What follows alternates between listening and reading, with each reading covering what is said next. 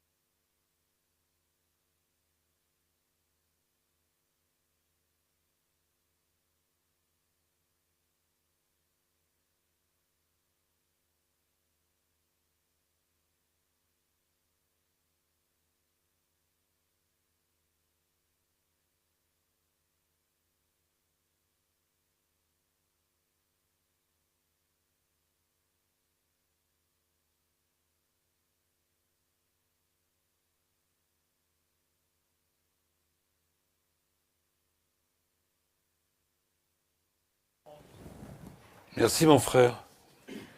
Voilà donc, c'est la nuit. Et le Seigneur est disponible. Et il est disponible pour Nicodème, comme pour chacun de nous, 7 jours sur 7, H24. Et c'est vrai que c'est une grâce de savoir qu'on peut s'adresser au Seigneur à n'importe quel moment de notre vie, dans les bons jours pour le remercier, pour les mauvais jours pour lui demander de l'aide. Donc Nicodème est un pharisien. Alors un pharisien, c'est ce qu'on appelle les séparés. Les séparés parce que, au départ, ils voulaient garder à leur début donc une certaine pureté par rapport à l'enseignement de l'Ancien Testament. Mais ensuite, quand on voit leur histoire, ils deviendront formalistes, remplis d'hypocrisie, hein, vous avez ça dans les évangiles, et malheureusement, ils vont devenir les ennemis jurés du Seigneur. Et c'est vraiment terrible. Mais les pharisiens existent encore. Et je me souviens très bien, lorsque j'ai rencontré un rabbin à Nanterre, Michel Arboun, qui a fait son alia, et avec lequel j'avais d'excellentes discussions. Et quand il s'est présenté à moi, il me dit « Ah, monsieur Grenet, vous connaissez les groupes qui existent, les groupes juifs qui existaient lors de la venue de Jésus ?» Alors je dis « Oula !» Il me dit « Moi, je suis un véritable pharisien. » Eh bien, malheureusement, enfin non, heureusement, le rapport était excellent et comme j'avais pris ma Bible Zadokan, la seule autorisée avec la primature du grand rabbinat, on a pu partager des passages et c'était vraiment merveilleux. Et j'aime ce peuple, comme nous tous aimons ce peuple, et il faut qu'ils sachent qu'on les aime, parce qu'aujourd'hui, pour eux, c'est très, très difficile. Donc Nicodème est chef des Juifs, docteur d'Israël, comme le nomme le Seigneur lui-même, membre du Sanhédrin. Le Sanhédrin, c'était donc, sans le pouvoir régalien, par exemple de mettre à mort quelqu'un, ils avaient quand même une autorité absolue sur les problèmes théologiques, administratifs et autres. Nicodème était donc une personnalité très très importante à cette époque, dans le milieu juif. Et donc il vient voir Jésus de nuit. Jésus de nuit. À chaque fois qu'on parle de lui, c'est Jésus de nuit. Alors on parle de lui deux fois, et on peut penser qu'il vient de nuit, oui, il y avait une crainte, mais il n'avait pas peur. Et quand il va avoir au Sanhédrin, il va dire, notre loi, on parle de Christ, condamne-t-elle Jésus avant qu'on l'entende et qu'on sache ce qu'il a fait? Oui, il a été courageux, et le Sanhédrin a très mal réagi quand il a dit ça. Et puis plus tard, dans Jean 19, verset 39, après la crucifixion du Seigneur, un homme qui s'appelle Joseph de la ville d'Arimathée, vous le savez, avec beaucoup de courage, va demander le corps du Christ afin qu'il ne soit pas mis dans la fosse commune. Et Nicodème, celui qui vient de nuit, va être présent et ils vont prendre le corps pour l'embaumer et le mettre dans un sépulcre neuf. Voilà. Nicodème est un personnage qui m'intéresse parce que, c'est un grand personnage. Il n'y a pas beaucoup de grands personnages dans les évangiles. C'est généralement plutôt des Galiléens, qui ne sont pas forcément la crème du monde judéen. Mais Nicodème a quelque chose de particulier dans sa démarche, et je pense que, vu ce qu'on va voir ensemble, il a accepté Jésus-Christ comme son sauveur et son Seigneur. Donc, dans ce texte, il y a donc un homme nommé Nicodème, un chef des Juifs, qui vient donc de nuit. Et il vient en disant, nous savons que tu es un docteur venu de Dieu, car personne ne peut faire les miracles que tu fais si Dieu est avec lui. Ici, Nicodème dit clairement qu'il croit que les miracles de Christ faits démontrent que Dieu est avec lui. Ce n'est pas quelconque, ce n'est pas un homme quelconque. Les miracles qu'il fait, peut-être en rapport avec la vision messianique de l'Ancien Testament, cet homme vient de Dieu.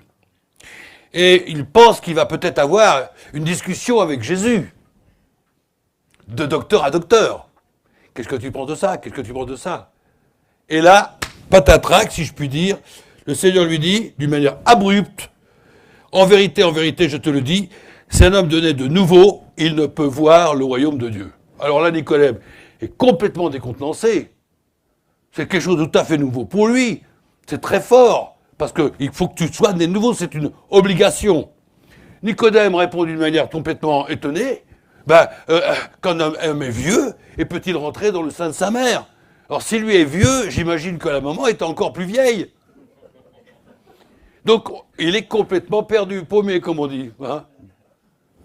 Bon, d'accord, il est... Alors le Seigneur va lui dire, écoute, en vérité, je te le dis, c'est un homme né d'eau. Alors l'eau qui peut être vue de deux manières, l'eau qui s'écoule lors de la naissance physique d'un enfant, ou alors l'eau de la parole de Dieu. Les deux sont possibles, et les deux se complètent parfaitement. Il ne peut entrer dans le royaume de Dieu. Il ne peut entrer dans le royaume de Dieu. Ce qui est né de la chair est chair, et ce qui est né de l'esprit est esprit. Ne t'étonne pas, ne t'étonne pas, il le rassure, hein, que je t'ai dit, il faut que vous naissiez de nouveau. Il est clair que cette nouvelle naissance est spirituelle et non humaine. Et ce qui est né de la chair est chair, et ce qui est né de l'esprit est esprit, lui dit le Seigneur. De plus, cette naissance spirituelle n'est pas visible, contrairement à la naissance physique, elle est visible.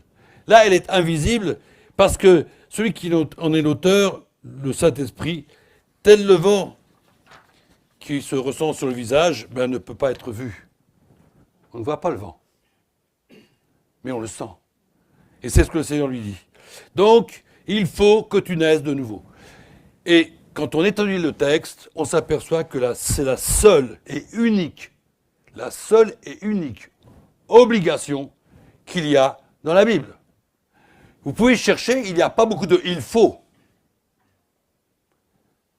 Mais là, il y a un « il faut » absolu. Il faut que tu connaisses cette vie nouvelle. Donc toutes les religions, et même les religions entre guillemets chrétiennes, qui proposent mille et une choses, ne sont pas dans la vérité parce qu'il n'y a pas cette absolue nécessité, il faut que tu naisses de nouveau. Et pour chacun de nous, il a fallu que nous naissions de nouveau, et j'espère que c'est le cas de tout le monde ici. Vous êtes nés de nouveau ? Oui. Vous êtes sûr ? Oui. Bon, je m'en vais, alors j'ai plus rien à dire. Non. Je vous aime, bien-aimés, parce qu'effectivement, nous sommes tous membres d'un corps nouveau, d'une vie nouvelle. Donc, c'est une importance capitale.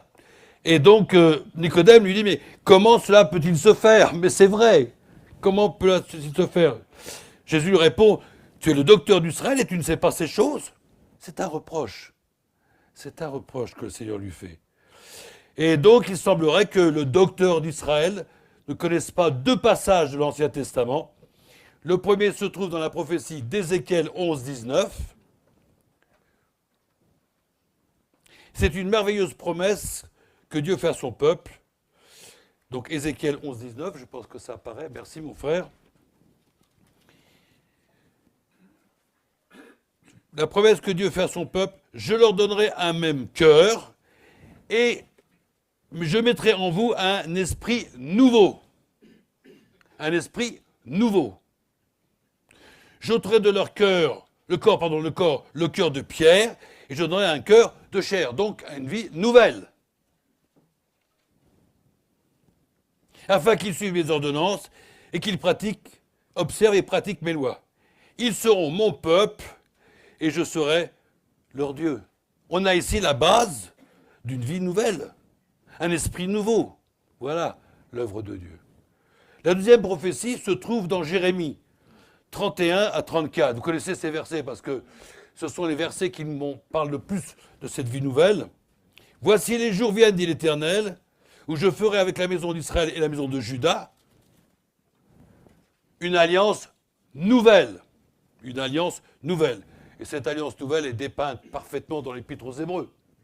C'est extraordinaire quand on compare l'ancienne et la nouvelle alliance.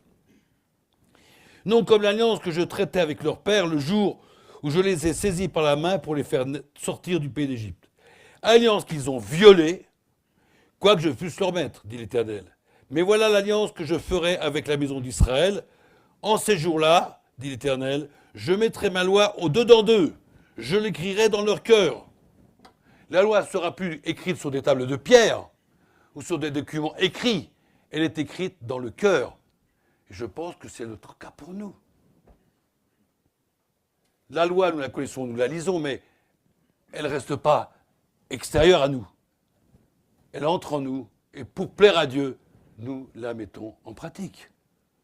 C'est du cœur et non de la lettre que nous voulons suivre le Seigneur. Et je serai leur Dieu, et ils seront mon peuple. Un peuple qui inclut, bien sûr, je crois, aussi le peuple juif, pour ceux qui auront accepté le Messie. Celui-ci n'enseignera plus son prochain, ni celui-là à son frère, en disant « Connaissez l'Éternel ». Car tous me connaîtront, depuis le plus petit jusqu'au plus grand, dit l'Éternel, car je pardonnerai leur iniquité et je ne me souviendrai plus de leurs péchés. La nouvelle alliance est basée sur le pardon des péchés. Et bien sûr, ici, déjà on voit qu'il y a autre chose que les sacrifices d'animaux. Cette nouvelle alliance, car l'ancienne est caduque, est non seulement valable pour la maison de Juda et d'Israël, mais nous le savons aussi pour tous ceux qui auront cru et qui seront nés de nouveau. Nous sommes tous, bien-aimés, entrés dans cette nouvelle alliance. Nicodème n'a pas l'air de bien comprendre, il n'a pas l'air de connaître toutes ces choses. Alors, pour rester sur le terreau, le substrat de l'Ancien Testament, le Christ rappelle à Nicodème un épisode terrible, dû à une énième révolte du peuple juif dans le désert après son départ d'Égypte. Quelle révolte? Dans Nombre 21, 5 à 10, le peuple, encore une fois, va maugréer, va rouspéter, va se liguer contre Dieu et contre Moïse. Alors l'Éternel envoya contre le peuple des serpents brûlants. Ils mordirent le peuple et il mourut beaucoup de gens en Israël. Le peuple vint à Moïse et dit, nous avons péché, car nous avons parlé contre l'Éternel et contre toi. Prie l'Éternel afin qu'il éloigne de nous ces serpents. Moïse pria pour le peuple. Quel merveilleux intercesseur, n'est-ce pas? Envers ceux qui l'ont méprisé. L'Éternel dit à Moïse, fais-toi un serpent brûlant, place-le sur une perche. Quiconque aura été mordu et regardera conservera la vie. Moïse fait un serpent d'airain et le plaça sur une perche. Et quiconque avait été mordu par un serpent et regardait le serpent d'airain conservait la vie. Encore une manifestation de la miséricorde et de la clémence de Dieu. Quiconque était mordu par ces serpents était condamné à mort. Une mort certaine. Son seul recours pour vivre était de regarder ce serpent brûlant élevé dans le désert. En quelque sorte, ce serpent brûlant prenait par substitution les péchés de ces Juifs.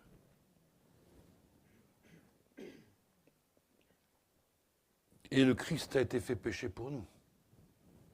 Lui aussi a accepté notre condamnation sur lui. Il a été maudit. Galates 3,13. C'est un verset qui m'a beaucoup servi dans ma vie chrétienne. Il est dit, Christ nous a rachetés de la malédiction de la loi, comme le peuple juif mordu par ses serpents, étant devenu malédiction pour nous. Car il est écrit, maudit est quiconque est pendu au bois. La même chose. Des siècles plus tard. La même histoire. Il a été fait malédiction pour nous, car il est écrit, maudit est quiconque est pendu au bois. Afin que la bénédiction d'Abraham est pour les païens, son accomplissement en Jésus-Christ, que nous recevions par la foi l'Esprit qui a été promis. Je loue Dieu pour ses promesses, et pour la réalisation de ses promesses, car pourquoi le Christ a dit en Nicodème, Jérémie 31, je pardonnerai leurs péchés. Voilà, je pardonnerai leurs péchés. Dans Jérémie 31, 34, le Christ sur la croix a été maudit. Il a été fait péché pour nous. Il a pris nos péchés. Il a connu l'enfer. Il a connu l'enfer. 3 heures durant, séparé de son Père. Et le Père a épuisé sa colère sur lui. Il a épuisé la colère qu'il avait contre le péché sur son Fils. Et son Fils a crié à un moment, mon Dieu, mais pourquoi m'as-tu abandonné? Il a connu l'enfer. Et l'enfer, c'est quoi? L'épître aux Thessaloniciens nous dit, c'est d'être séparé de la gloire de Dieu. Quand on lui dit sur terre, c'est l'enfer. Mais il y a du soleil, il y a l'amitié, il y a l'eau, il y a toutes ces choses que nous utilisons sans nous rendre compte, qui sont des choses qui viennent de Dieu. On l'a chanté. Quand je vois la nature, l'eau, etc. L'enfer, c'est rien, rien, rien. C'est d'être séparé éternellement de Dieu. C'est ne plus savoir la moindre petite grâce que nous avons aujourd'hui en quantité. C'est ça l'enfer. Et mon Seigneur a connu cela. Pour moi. Pour nous. Il a été maudit. Il a été placé sur une croix. Signe de malédiction. Et comme Moïse éleva le serpent dans le désert, il faut de même que le Fils de Dieu soit élevé, afin que quiconque croit en lui la vie éternelle. Car Dieu a tellement aimé le monde. Le monde, ici, le mot grec, c'est cosmos. C'est pas simplement certain. Il a aimé le monde entier. A donné son Fils unique afin que quiconque croit en lui ne périsse point, mais qu'il ait la vie éternelle. Vous comprenez le parallèle? Il est clair, non? Mais il y a aussi dans l'Ancien Testament quelque chose de merveilleux concernant quelqu'un qui a tout compris. Psaume 51. Alors là, bien aimé, ça, vous connaissez le psaume 51? Vous le connaissez par cœur? Bon, nous, les chrétiens, on ne connaît pas tellement les passages de l'Ancien Testament par cœur, alors que le peuple juif en particulier connaît par cœur. Alors, vous connaissez l'histoire. Je vais raccourcir parce que je ne prends que quelques versets. Psaume 51. On l'appelle le psaume de la perfection du salut. Donc, l'histoire est triste. Donc, David voit Bathsheba en train de prendre son bain, semble-t-il. Je vais tout casser. Et alors, il s'enflamme pour cette femme, couche avec elle, la met enceinte. Adultère. Le mari s'appelle Uri. Uri, le Hittite. Le Hittite. J'ai tout cassé. Non? Bon, c'est pas grave. Si, c'est grave. Il y a quelque chose qui est tombé. Ah, c'est pas grave. Alors, donc, je reviens à mon histoire. David va essayer par tous les moyens de faire de façon à ce que ce soit Uri qui soit le père. Il a essayé de faire endosser la paternité par Uri. Ça ne fonctionne pas. Alors, David va avoir l'idée immonde de faire tuer Uri à la guerre. Il fait donner à Uri une lettre qu'il doit donner à Joab, le chef de l'armée, et dans cette lettre, il est écrit son arrêt de mort. Joab doit le placer à l'endroit le plus terrible afin qu'il meure. Adultère et assassinat, pas meurtre, assassinat. Un assassinat, c'est un meurtre prémédité. Il a tout prémédité. Et il semblerait que David trouve ça bien. Il a réussi son affaire. Bon, mais sur les rois à l'époque, il y avait des droits de cuissage. Vous avez entendu ça? En France, c'était le cas. Autorité surtout. Alors Dieu dit à Nathan, son prophète, il faut que tu parles à David. Et Nathan, par une parabole choisie, intelligente, va donc parler à David. Et là, David va complètement s'écrouler. Il va comprendre son péché. Et ce psaume 51 est extraordinaire quant à la conséquence, la vision de son péché, du mal qu'il a fait. Et tous les versets parlent d'abord d'une purification. Hein, je ne vais pas tout lui lire. Hein. Seigneur, efface mon péché. Seigneur, purifie-moi. Seigneur, lave-moi.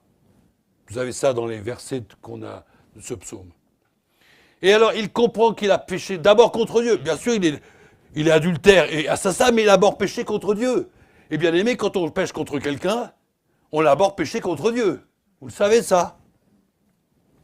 Donc, il sait qu'il a péché contre Dieu. Et il sait que Dieu, parce qu'il dit qu'il est coupable, va le pardonner. Tu seras juste dans ta sentence. Tu seras juste dans ta sentence. Donc, c'est la première partie, je dirais, la première phase du salut. La première phase du salut. Mais ce n'est pas tout. Et c'est là que ça devient très, très intéressant en rapport avec la nouvelle naissance. Il dit, verset 7, « Voici, je suis né pécheur. » C'est-à-dire que David comprend que il est une machine qui fonctionne pour pécher.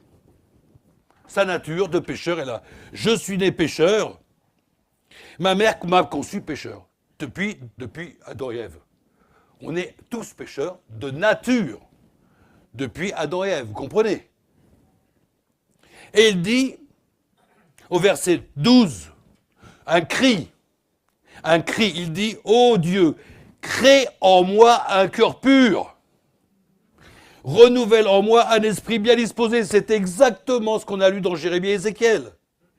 David, qui a vécu quand même au bas mot 4 siècles avant, ces gens, ces prophètes, c'est déjà, par sa relation précieuse qu'il a avec Dieu, qu'il y a 2 choses qui doivent arriver. Premièrement, purification des péchés, et deuxièmement, une nouvelle naissance.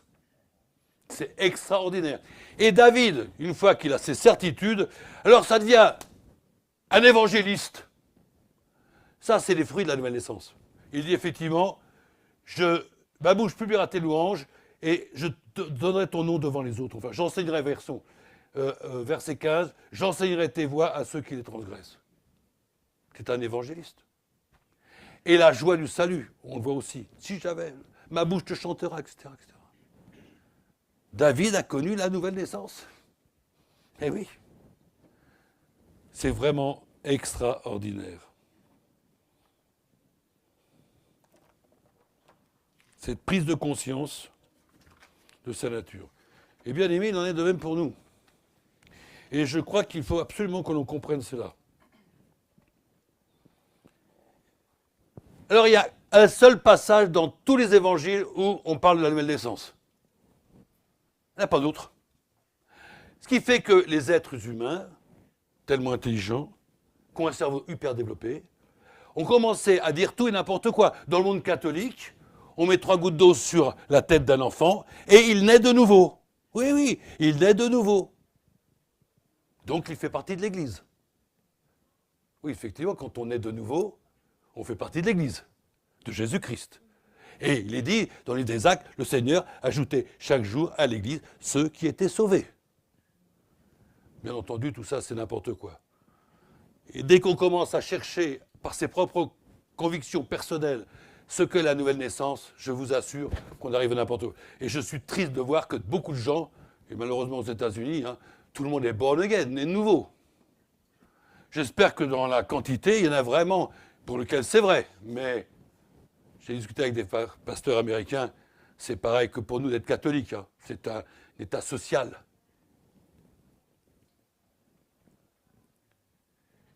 Alors comment comprendre ce qu'est la nouvelle naissance?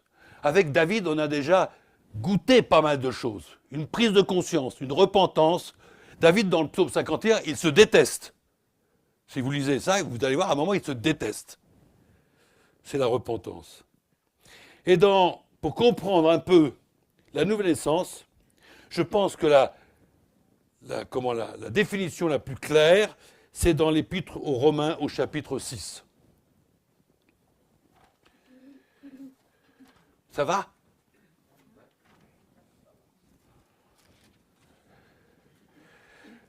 Alors, dans cet épître aux Romains, au chapitre 6, Paul écrit aux chrétiens de Rome qui semblent avoir oublié quelque chose et qu'ils étaient nés de nouveau. Oui, et nous-mêmes, des fois, on oublie qu'on est nés de nouveau et on oublie que cette grâce merveilleuse que Dieu nous a faite d'avoir une vie nouvelle, d'avoir quelque chose de merveilleux dans nos vies. Alors, le mot qui est donné ici, c'est le mot baptême. Que ce soit clair entre nous, bien-aimés, ce mot n'est pas juste. Le mot grec, baptizo, signifie plonger ou immerger. Il y a des raisons que je connais pour lesquelles on n'a jamais voulu traduire. Et malheureusement, les seuls qui ont traduit par immerger, ce sont ceux qui sont qui sont hors du système religieux de l'époque et qui ont traduit par immerger. Exemple, Chouraki et bien d'autres. Donc je dirais le mot immerger et vous allez voir que ça a une toute autre valeur. Vraiment une toute autre valeur. Donc Romains 6, chapitre 6, donc verset 1. Que dirons-nous donc? Demeurions-nous dans le péché afin que la grâce abonde? Oui, ça, certains ont dit, alors je peux faire ce que je veux, je peux pécher tant que je veux, puisque la grâce de Dieu est là. C'est n'importe quoi, bien sûr. Nous sommes morts au péché, comment vivrions-nous encore dans le péché? Ignorez-vous que nous tous avons été immergés immergés en Jésus-Christ, c'est en sa mort que nous avons été immergés. D'accord? On a été immergés en Christ. Nous avons donc été ensevelis avec lui par l'immersion en sa mort, afin que, comme Christ est ressuscité des morts, par la gloire du Père, de même, nous aussi, nous marchions dans une vie nouvelle. Voilà l'explication. Mourir avec Christ, uni avec lui, dans sa mort et dans sa résurrection. Je suis mort avec Christ. Je continue. Sachant que notre vieil homme, nous serons aussi en étant conformes à sa résurrection. Sachant que notre vieil homme a été crucifié avec lui. Notre nature adamique a été crucifiée avec lui. Avez-vous vécu cela? Avez-vous vécu cela? Quelque chose qui m'a touché, une fois c'était dans le sud de Paris, ce qu'on appelle les Granges. C'est où a vécu Blaise Pascal. Blaise Pascal était donc quelqu'un qui, malheureusement déjà, croyait que le salut était que pour certains. Et quand on va aux Granges, donc là où a vécu Blaise Pascal, il était janséniste. C'était un catholique un peu dévoyé par rapport au catholicisme, et pour lui, quand on va là-bas, il y a des Christ en croix. C'est pas par hasard si dans notre foi, souvent on voit des Christ en croix, mais les bras comme ceci. Il y a quelque chose du style « je vous prends dans mes bras ». La preuve en est, c'est que les jansénistes, le Christ il est comme ça. Autrement dit, c'est pas pour tout le monde. C'est une hérésie. C'est une hérésie absolue. Et malheureusement, aujourd'hui, on retourne, je ne sais pas si on retourne, dans cette hérésie. Le salut n'est que pour quelques-uns. Dieu a aimé tous les êtres humains. Ici, dans ce passage, vous verrez, il n'y a pas de personnes mises de côté. Donc, il nous est dit après, « Or, si nous sommes morts avec Christ, nous croyons que nous vivrons aussi avec lui, sachant que Christ, ressuscité des morts, ne meurt plus. » C'est fini. Tout a été accompli. C'est ce qu'il a dit sur la croix. La mort n'a plus de pouvoir sur lui, car il est mort, et c'est pour le péché, notre péché, qu'il est mort. Une fois, pour toutes. Il est revenu à la vie, et c'est pour Dieu qu'il vit. Ainsi vous-même, considérez-vous comme mort au péché et comme vivant pour Dieu en Jésus-Christ. C'est ça la nouvelle naissance. Il est dit que nous avons fait un avec lui. Le verset, excusez-moi, je cherche ce verset. Il est dit que, voilà, verset 5. En effet, nous sommes devenus une même plante avec lui par la conformité à sa mort. C'est ce que je disais tout à l'heure. Nous avons été un avec lui. Je suis mort avec Christ. Il m'a pris dans ses bras. Il m'a pris dans ses bras. N'en déplaise aux jansénistes. Et je suis mort avec lui. Ma nature adamique a été enfouie, a été ensevelie. C'est ce que dit Paul dans d'autres passages, on les verra tout à l'heure. Ben là où est la nouvelle naissance. En nouveauté de vie. Nous sommes obligés, bien-aimés, de comprendre cela pour le vivre. Aujourd'hui, on présente un évangile. C'est la nouvelle croix. Et William Tozer en parlait très bien. Il disait, voilà, aujourd'hui, tu as ta vie naturelle. Et puis, à côté, tu rajoutes un peu de christianisme. Le Seigneur a vécu, a payé tes péchés pour toi. Continue à vivre comme tu veux. Et puis, tu as une petite assurance en plus, quoi. Quelle honte. Quelle honte. La véritable immersion, elle est là. L'immersion d'eau qui se passe après ne sauve pas. C'est celle-là qui sauve. L'autre après, c'est une démonstration de notre foi. D'accord? Une annonce à tous ceux qui sont présents. Je suis mort avec Christ, plouf. et je suis ressuscité avec Christ. Voilà. Et celui qui nous entraîne dans la mort de Christ, c'est qui? C'est le Saint-Esprit. Le Saint-Esprit, quelqu'un disait, c'est pas très joli comme expression, mais c'est le couteau suisse. Alors, d'abord, il y a la croix sur le couteau suisse, donc déjà, c'est un peu spirituel. On ne peut pas le nier. Quand je regarde, et je pense que vous avez regardé aussi, tout ce que le Saint-Esprit est chargé de faire, mais c'est merveilleux. Donc, c'est lui qui nous a emmenés dans la mort. Quand on baptise d'eau quelqu'un, il y a toujours quelqu'un qui le prend, vous voyez, vous connaissez. Le gars, il ne va pas tout seul. Il peut descendre, mais pour remonter, c'est un peu compliqué, alors on l'aide. Ben, quelque part, je visualise ça comme ça, c'est aussi le Saint-Esprit qui nous a plongés dans la mort de Christ. Amen, comme tu dis, mon frère. Donc, en effet, nous sommes devenus une même plante, une unité totale avec lui en étant conformes à sa mort. Nous serons aussi par la conformité à la résurrection, sachant que notre vieil homme, notre nature adamique, a été crucifié avec lui. Vous le croyez? Je pense que quand Dieu nous regarde, il ne voit déjà plus la nature adamique. Il ne voit plus la nature adamique en nous. Ensevelie, elle est morte. J'ai été crucifié avec Christ. La seule chose qu'il voit, c'est la nature de Christ en nous. Christ en nous, l'espérance de la gloire. Par contre, nous, cette nature adamique, on la supporte. Elle nous insupporte même. Et c'est ce qu'il y a dans Romains 7. Romains 7, il nous dit, ce brave Paul, j'ai deux choses en moi qui m'attirent. D'une part, la loi de Dieu, je veux suivre Dieu, je veux me plaire à Dieu. Mais il y a encore à moi, encore la voie naturelle, adamique. Et à un moment même, il est tellement... C'est terrible pour lui, mais c'est terrible pour nous, parce qu'on sent ça. Hein, dans Romains 7, je cherche ce passage. Voilà. Je suis misérable que je suis. Misérable. Je suis, par l'entendement, esclave de la loi de Dieu, et je suis par la chair, esclave de la loi du péché. On a encore ça. Mais Dieu ne voit plus ça, lui. Il ne voit que la nature de Christ en nous. Et son amour pour nous est d'autant plus grand. Il voit son Fils en nous. Vous le savez, ça? C'est merveilleux ce qu'on est en train de partager. Ah oui, c'est merveilleux. Misérable que je suis.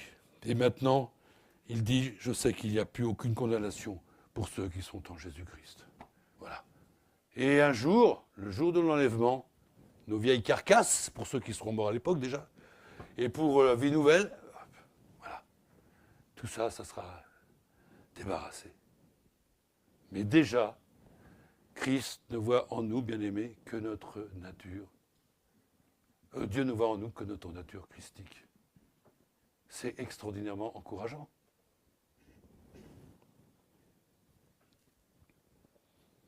Si nous sommes morts avec Christ, nous croyons aussi que nous vivrons avec lui. Pour moi, le texte est très clair. Je ne sais pas ce que vous en pensez. Vous le connaissiez peut-être avant moi. Moi, je suis quelqu'un qui cherche. J'étais chercheur à un moment de ma vie, en laboratoire, c'est là où j'ai connu mon épouse d'ailleurs. Et j'ai toujours cette pensée de chercher. Je veux connaître, je veux... Seigneur, montre-moi. Seigneur, montre-moi. Et, bien aimé, on parlait du Saint-Esprit tout à l'heure. Dans Jean 15, il nous est dit que le Saint-Esprit viendra et il nous annoncera tout, rappellera tout et nous enseignera. OK? Trop souvent, nous faisons confiance aux Bibles avec, comment dirais-je, des explications. Hein? On a vu une fois, dans une étude biblique, que selon les commentaires l'un ou les commentaires de l'autre, c'était pas d'accord. Ils n'étaient pas d'accord. Oui. Et j'ai réfléchi, je me suis dit, je suis en train de court-circuiter le Saint-Esprit en faisant ça, en cherchant les commentaires à droite à gauche. Car il est écrit que le Saint-Esprit viendra, qui nous rappellera, qui nous enseignera. Il est l'esprit de vérité. Je suis désolé pour monsieur Max ceci ou Max cela, mais le seul qui a la vérité et qui me conduit dans la vérité et qui veut nous conduire dans la vérité, c'est lui. Ne court-circuitez pas le Saint-Esprit. Ne court-circuitez pas le Saint-Esprit. Autre passage qui vaut dans le même sens. 2 Corinthiens 5,14, c'est pareil, c'est un verset que j'aime beaucoup, mais arrête. On dit toujours c'est ceux que j'aime beaucoup, mais ils sont tous tellement merveilleux. 2 Corinthiens 5,14.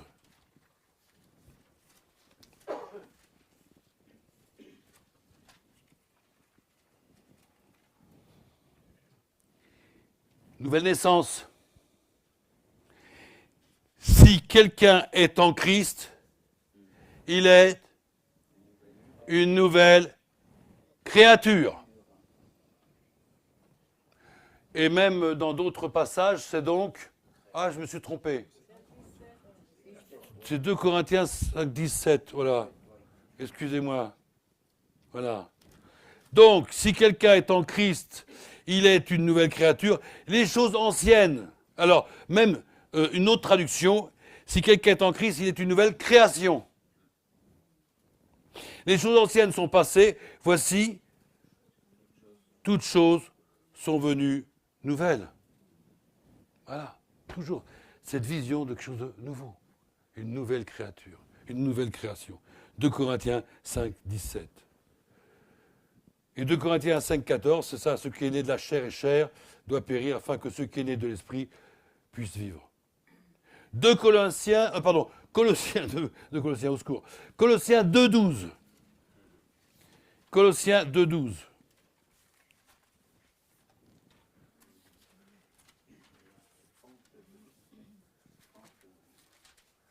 Colossiens 2, 12, je lis. Ayant été ensevelis avec lui par l'immersion, eh oui, toujours la même pensée. Vous êtes aussi ressuscités en lui, avec lui, par la foi de la puissance de Dieu qui l'a ressuscité des morts. Vous étiez morts par vos offenses. Vous voyez, moi je suis étonné de ce que David a compris des choses qui ne sont pas évidentes. Hein. Et c'est écrit ici. C'est écrit ici.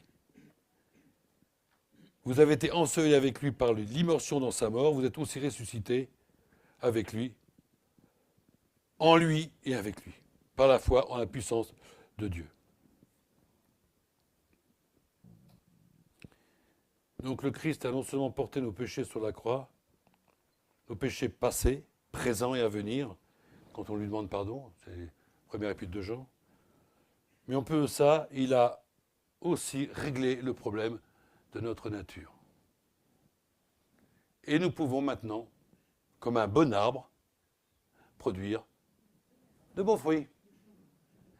Hein, dans l'explication de Christ, qu'il nous dit un mauvais arbre ne peut pas porter de bons fruits. Alors, vous avez la pêche ou l'abricot?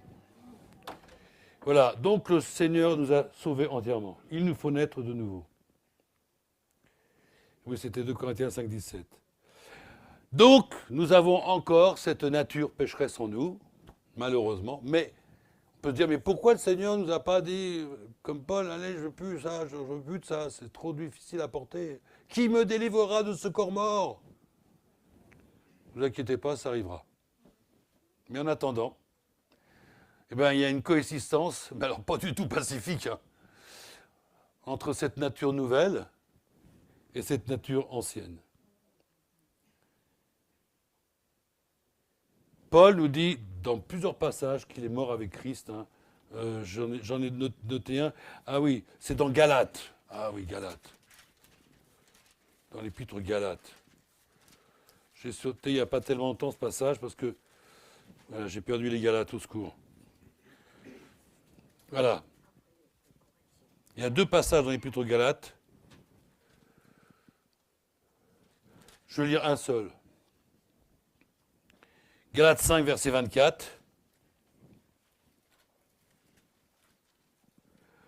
Ceux qui sont à Jésus-Christ ont crucifié la chair avec ses passions et ses désirs. Et ça, c'est important parce que toujours la croix.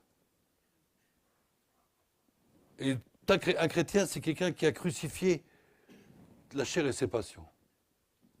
Et même, dans un autre passage, il dit que le monde est crucifié à mes yeux comme je le suis pour le monde. Vous croyez que vous comptez beaucoup pour le monde? Non. Aux yeux du monde, on est quoi? On n'est rien. Vous êtes des mauvais consommateurs. Et comme vous êtes des mauvais consommateurs, le pays ne va pas s'en relever. Parce qu'il faut consommer pour faire repartir l'industrie. Ah oui, c'est ce qu'on dit, hein. Ça, c'est le libéralisme. Le monde ne m'intéresse plus. On est dans le monde, mais on ne fait plus partie du monde. Voilà. Et c'est une certitude, c'est ce que nous dit l'évangile de Jean, chapitre 17. Hein. Et il prie le Père, protège-les. Alors un chrétien, c'est aussi un investisseur. Vous avez investi dans l'or, mes amis?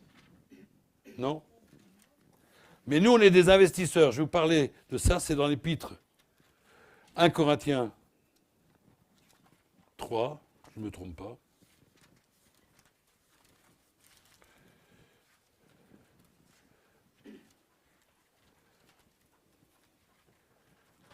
Alors, je ne trouve plus mon passage. Non, c'est Colossiens 3.1, excusez-moi. Colossiens 3.1. Et je terminerai avec ça. Voilà. Si donc vous êtes ressuscité avec Christ, c'est votre cas? Bon, je pense que là, on en a parlé clairement. Une fois que vous êtes ressuscité avec Christ, vous vous asseyez dans votre canapé et vous attendez que les temps se passent. Ben non, pas du tout. Vous investissez dans les choses d'en haut. Recherchez les choses d'en haut si vous êtes ressuscité avec Christ. Pour être ressuscité, il faut d'abord être mort. Hein. On a compris. Où Christ est assis à la droite de Dieu, affectionnez-vous aux choses d'en haut. Et non à celles qui sont sur la terre, car vous êtes morts. Ben, la vieille nature. Hein. Et votre vie est cachée avec Christ en Dieu. Quand Christ, votre vie, paraîtra, vous paraîtrez aussi avec lui dans la gloire. C'est ce que nous attendons. Mais en attendant, j'investis. Alors, en quoi investir? Ben, on a eu tout récemment à la CEBI, là, les frères qui nous ont parlé des fruits de l'esprit. Voilà, on doit investir. L'amour, la patience, la bénignité, la douceur, etc., etc.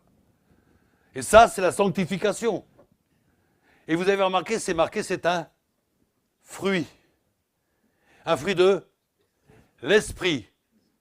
Je n'ai rien à faire sinon qu'à obéir, me soumettre et accepter. C'est-à-dire, je veux. J'ai connu une femme qui était bouddhiste.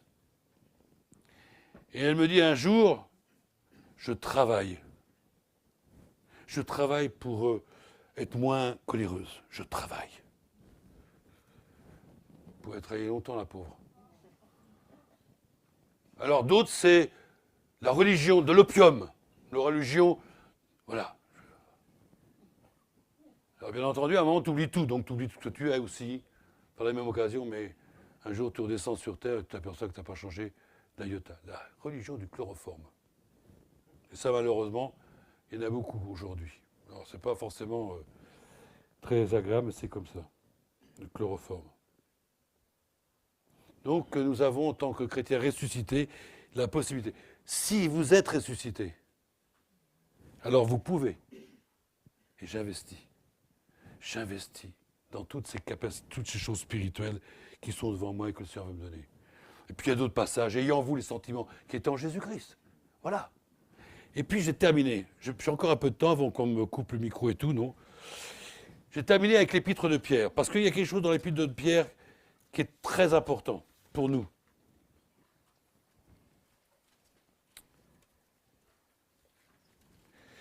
Alors, est-ce que c'est la première ou la deuxième? Alors, la deuxième. De Pierre au chapitre 1.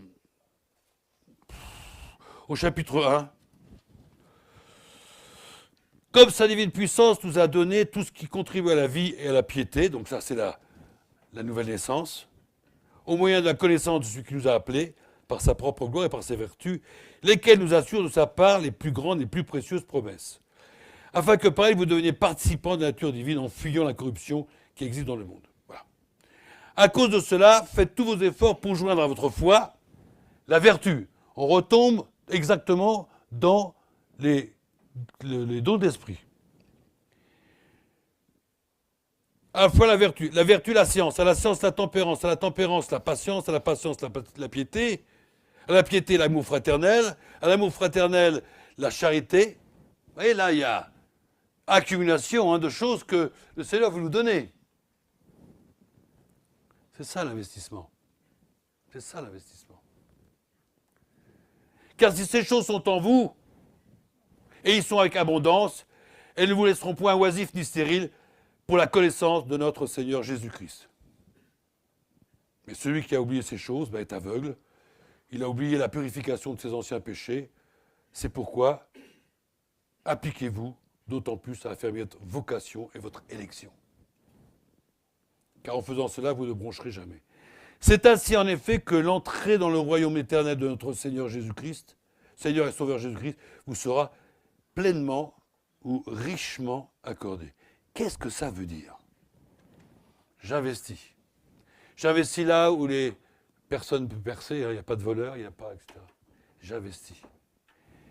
Et ce que je veux par cet investissement, parce que je suis né de nouveau, parce que je le veux, et avec l'aide du Saint-Esprit, je m'investis. Je veux que toutes ces choses que je dois ajouter à la foi, vous comprenez ces choses.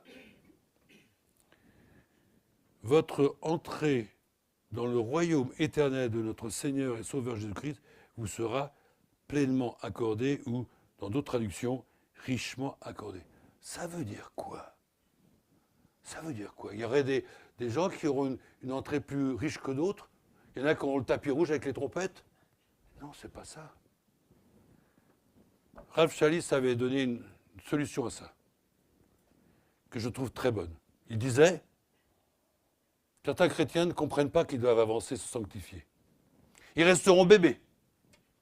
Et ils rentreront dans le royaume de Dieu, bébés. Alors un bébé, il disait, Ralph, on lui donne un hocher, il est content. Ça vous satisfait un hocher? Oui ou non? Vous voulez plus? On veut tout. Tout. Et c'est pour ça qu'il disait, et nous devons dire, non, Seigneur, pour ta gloire, nous voulons davantage. Et nous voulons une entrée dans l'éternité riche, abondante, parce que nous aurons placé nos économies, si je puis dire, nos placements. Donc la nouvelle naissance, c'est ce qui nous ouvre la possibilité de pouvoir faire tout ce que le fait d'être ressuscité nous accorde. Et c'est pour ça que c'est important. Voilà, j'arrête là. Je suis heureux d'avoir pu partager ça avec vous. C'est basique, hein? Non? Non, c'est en réalité, oui, c'est la base, mais c'est tellement profond en même temps, quoi.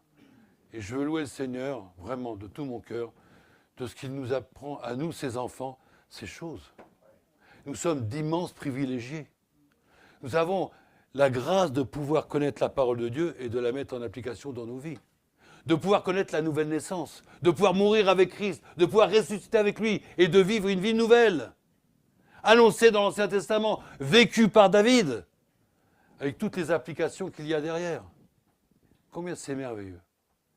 Combien c'est merveilleux. Et notre Dieu, nous te louons parce que tu nous aimes comme un père aime ses enfants et tu es un père qui veut que ses enfants connaissent les choses importantes. Seigneur, pardonne-nous des fois, nous sommes tellement occupés par ceci, par cela, et nous oublions la base, cette vie nouvelle que nous avons en Jésus-Christ. Seigneur, je te loue de ce que je suis. J'étais enseveli avec lui. J'étais immergé dans sa mort afin de pouvoir ressusciter avec lui. Je le crois et je le prends par la foi, comme nous pouvons tous ici le prendre de la même manière par la foi.